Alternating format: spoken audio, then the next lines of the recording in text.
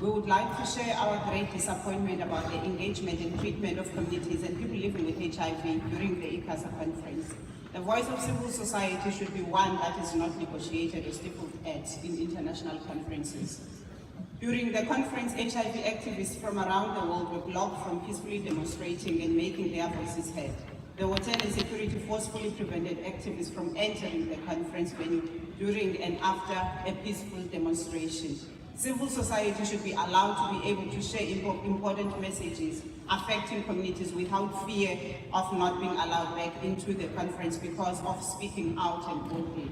During this ICASA, the voice of civil society was silenced and not heard, and communities and people living with HIV are demanding an apology from the conference organizers for this never to happen again.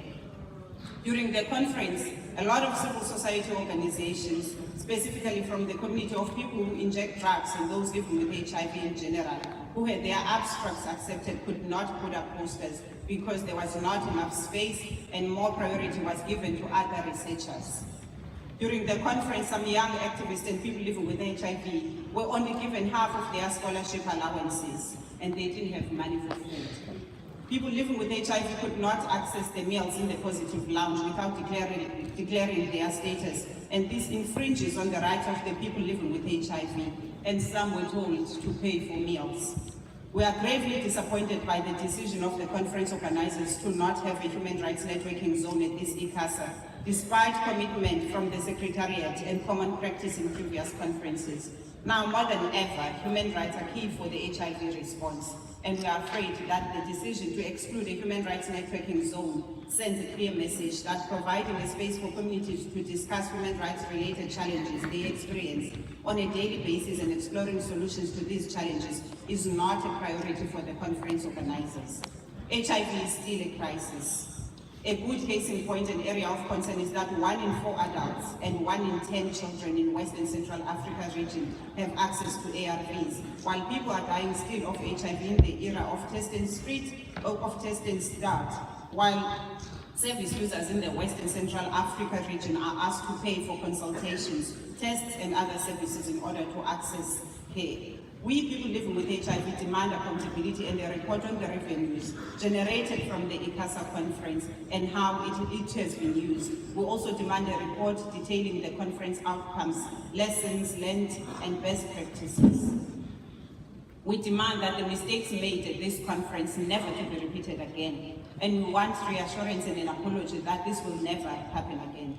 Stigma, discrimination, legal and policy barriers, and our reluctance to include civil society and communities in improving and expanding HIV response reduces our capacity to reach populations with much needed services. We demand commitment from leaders to ensure all populations have access to services without fear of arrest and or discrimination.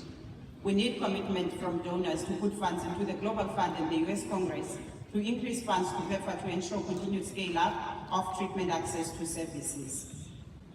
Yes, after African governments made the commitments to increase domestic funding for health to 15% of national budgets, the commitments made by our leaders is yet to be fulfilled by most governments. While we call for increased domestic funding, that should not mean that donors should step away from this journey that they have been walking with African countries. As countries transition, we have to ensure that we don't leave people behind in these countries without means to access high-quality medication due to high commodity prices, such as dolutegravir. Most countries still need support from donors and to ensure continuity.